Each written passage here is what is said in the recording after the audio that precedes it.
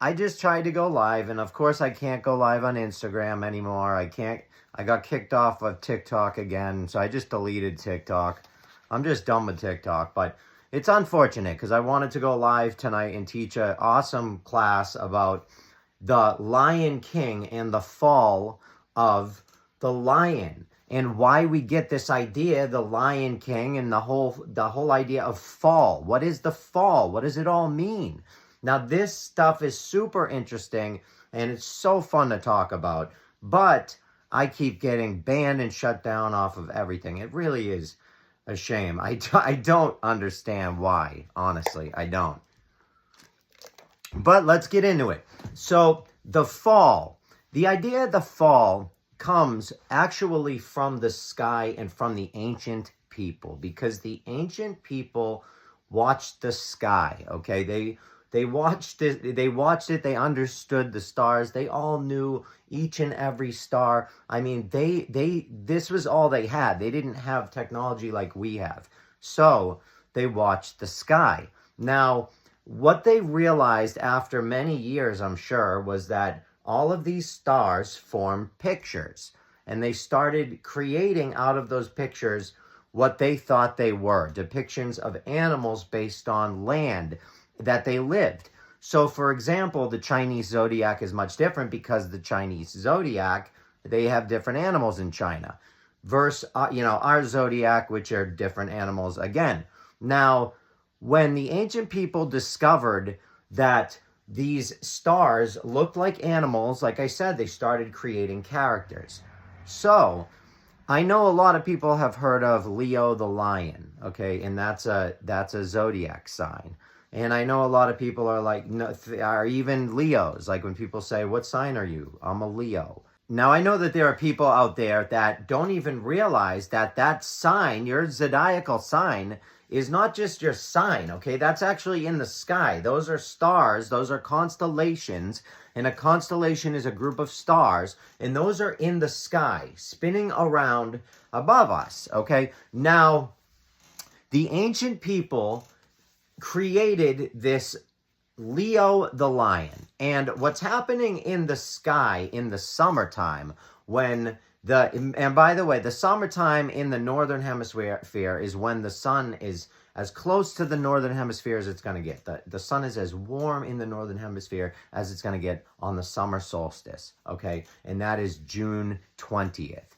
Now, June 20th, June 21st, depending on where you're at. Now, what's interesting is when you look in the sky, what you see is a constellation. And during the summer, one of the constellations you see the most is Leo the lion. He's very high up in the sky and he's upright. The lion is upright.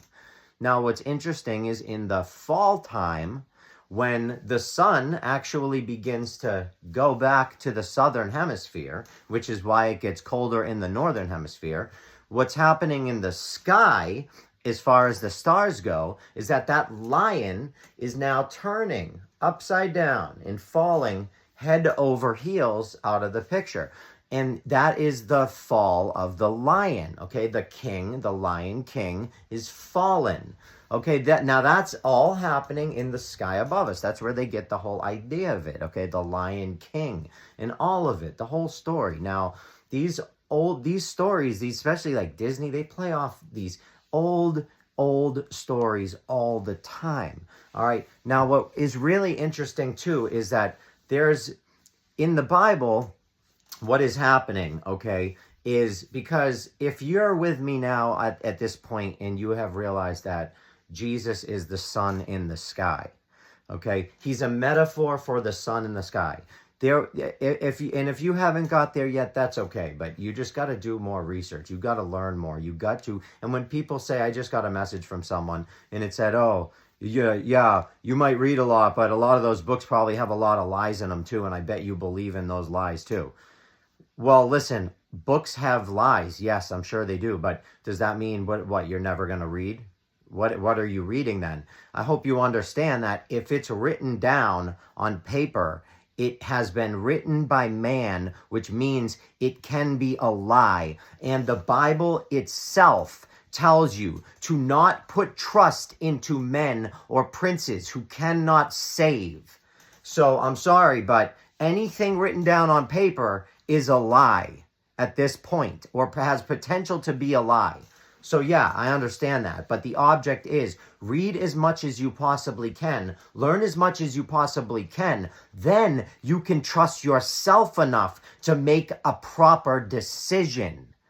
But you can't make a proper decision if you don't know a lot, because you're going to have a belief system based on information that's very minimum.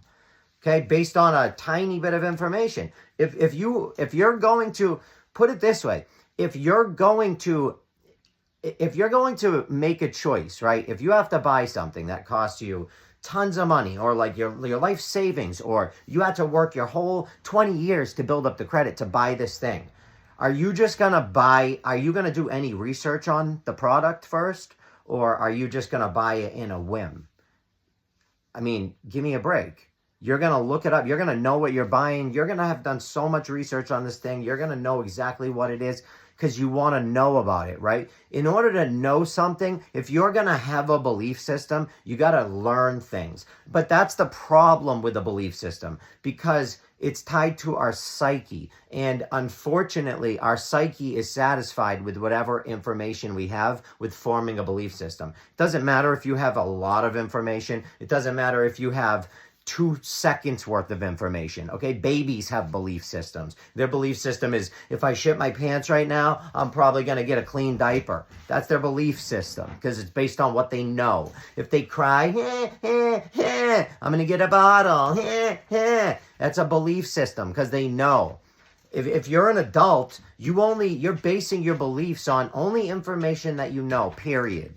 So you should know a lot of information. Learn as much as you possibly can. And please, if you're still with me in this video, please follow me on my other channels.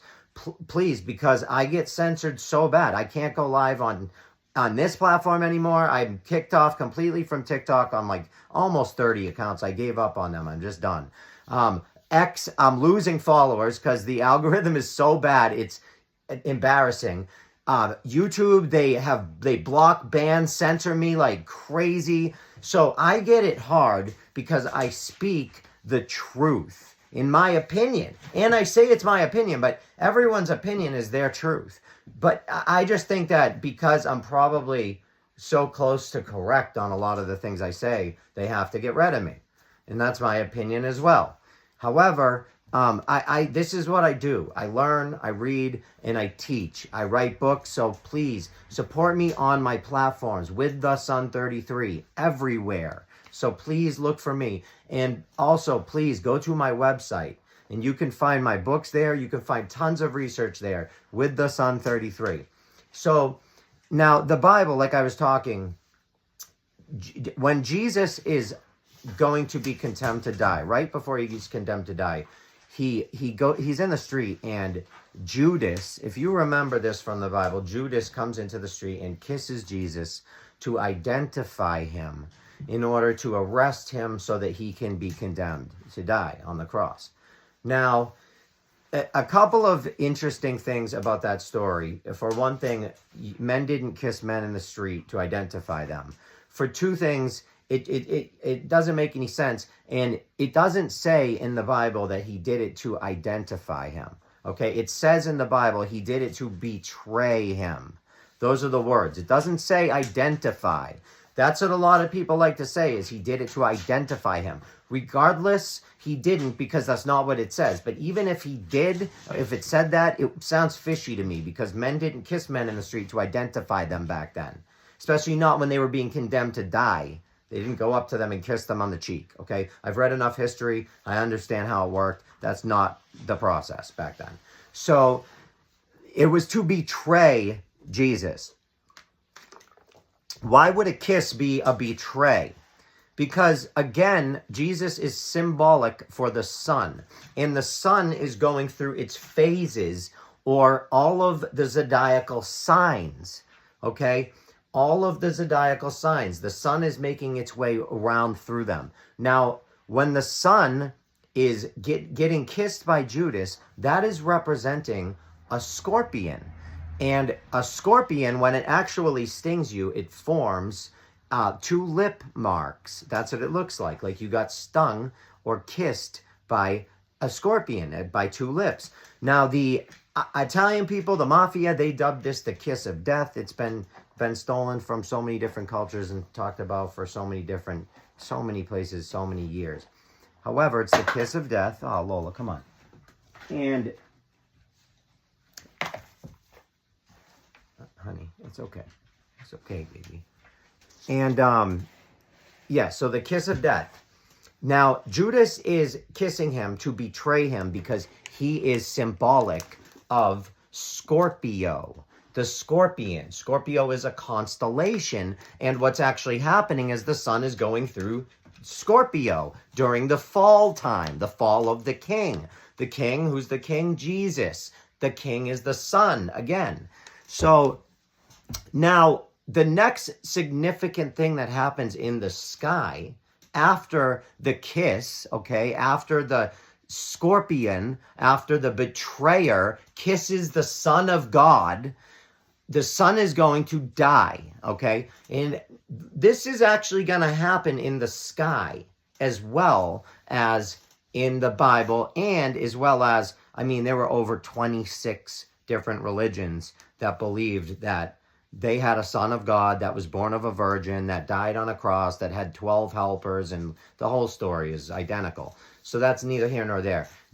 What I'm saying, too, is that the Bible stories are all retold stories, okay? Jesus is an archetype. He has been a told story many, many, many, many, many times before Christianity. Christianity is not that old.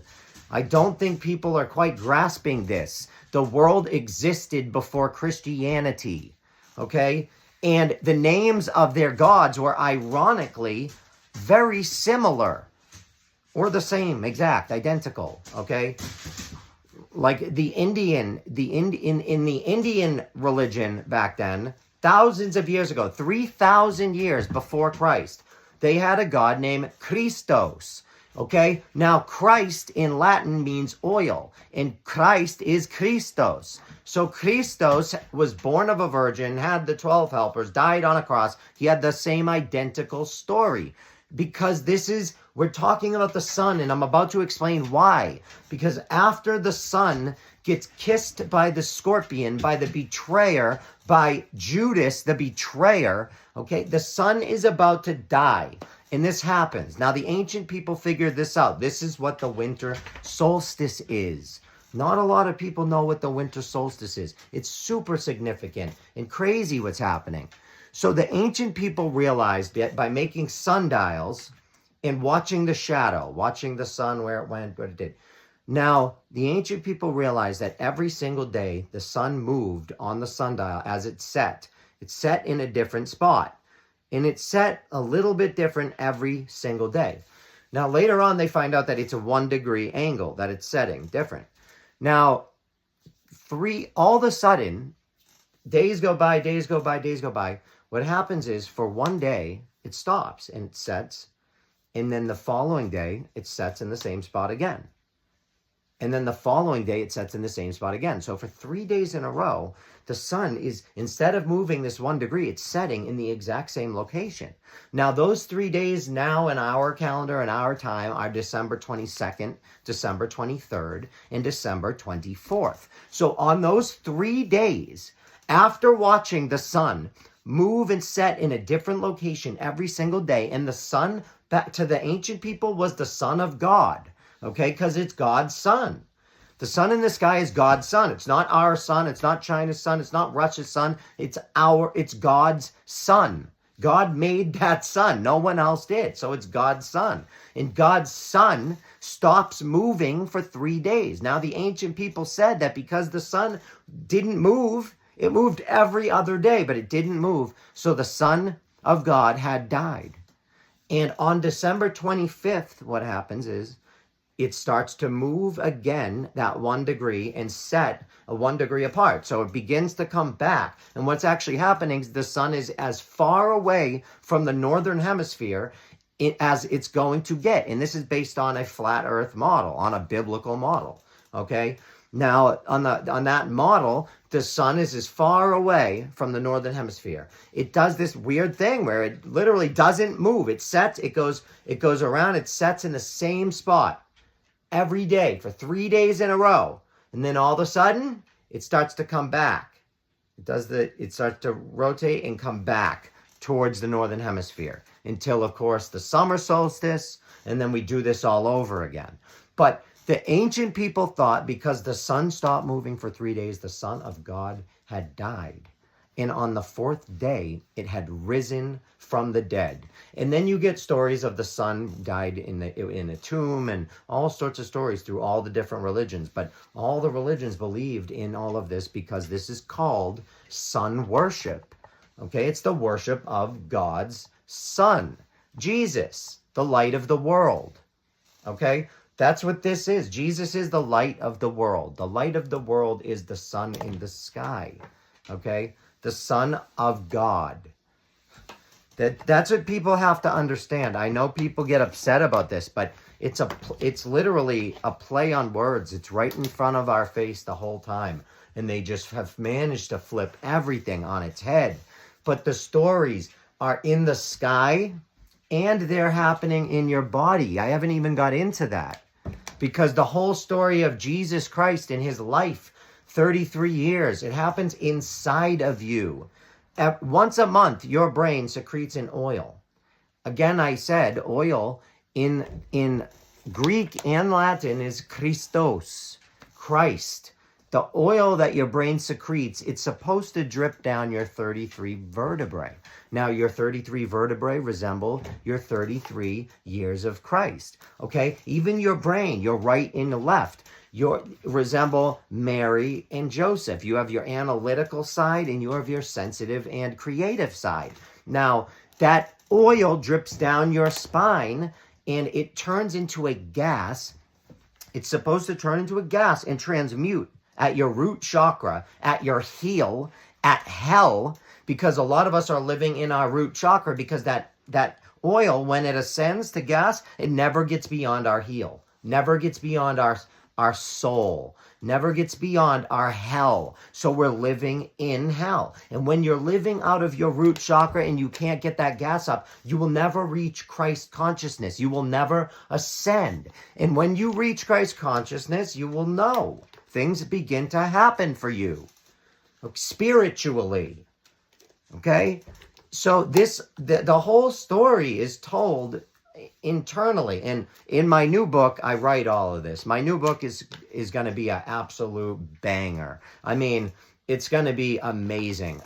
There's over 100 pages on flat earth proofs alone with pictures and everything. I mean, long distance photography that just crushes the pathetic curve calculations. It's embarrassing. I mean, in so much of these, I've taken so many of these pictures with my own cameras. Like, it's going to be such an amazing book. But again, please, if you're watching this still, you can support me and yourself by going to my website and learning a ton. Now, again, the story, I'm hoping if you're with me too, you've learned something if you didn't know some of this before. And if you don't believe me, go to a library and start looking this stuff up. I have over 15 dictionaries in this house that describe the Elohim. And I know a lot of people like to call God Elohim right now.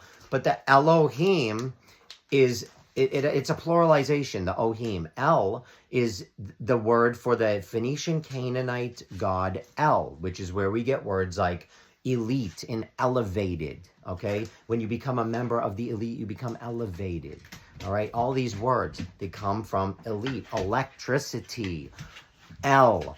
And then Ohim was a pluralization in the ancient Phoenician Canaanite language. That's where that all comes from, okay?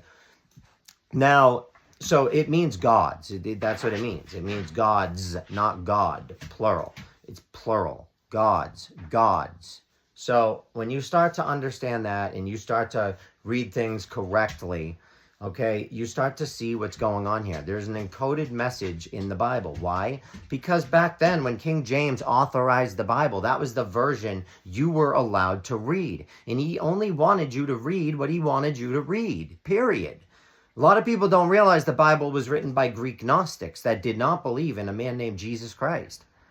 Greek Gnostics believed in dualism, and they believed that the material world around you, all of the things and all the stuff, that there was a fake material world that if you could learn to not care about and not pay attention to, then magic things basically started happening in your metaphysical world. Okay, that's what they believed, because they understood that the true meaning of God has nothing to do with anything man-made. Anything, any man-made ideas, anything comes from within. And there are ways to reach that. Okay? And if you follow actually the Bible correctly, it teaches you. I believe that Moses was a teacher. That's why he's carrying a damn caduceus. Okay, the caduceus is a sign. That's the snake wrapped around a stick. The one snake wrapped around a stick is an Asclepius wand. That's something different. But the two snakes is a caduceus. And they're both similar signs. They mean both kind of very similar things. But essentially what it means is it's the oil ascending down your vertebrae and coming back up. It's the snakes coming back up, the gas ascending back up, spiraling back up your vertebrae and reaching Christ consciousness. Now, even in the Vatican, I mean, there's pine cones, giant pine cones. They have Buddha with the pine cone on his head. Buddha, all the Buddha statues have the pine cone. Now, someone said to me, and I laughed, they said it's a hairstyle. Brother, they didn't put that at the Vatican because the Vatican's, wanted a hairstyle. The Vatican's not the barbershop, my friend. Okay? They wouldn't have done that. The Vatican is symbolism heaven. For people that study symbolism, that is like the best place you could ever go. Are you kidding me? It's not symbolism for a hairstyle. All right? It's symbolism for the pineal gland, the pine cone, the pineal gland. That's what it is symbolism for, okay? And that, when the Christ oil turns to a gas and comes up, if you can get it past your hell and you can get to your head, that's where the root of head is heaven. That's where it comes from, okay? Again, and even in the death of Christ, where did he die? He died at Golgotha in the Bible. Look that up. What does Golgotha mean? You can look that up as well. Golgotha means skull place, or place of the skull. Why does Jesus die at skull place? Because all ideas, and that's where it all dies, in your head. You have to kill your ego. You have to kill any idea of any man-made concepts in order to understand any amount of truth. That's a fact, and that's how you get through it. But if you want to learn more, please go to my website, support me. I really need it because I get censored hard so bad. I can't go live on any platform. I can't go live. I mean, that is so insanely wrong to me. But what are you going to do? It is what it is. I love you all so much. And again, this is my opinion.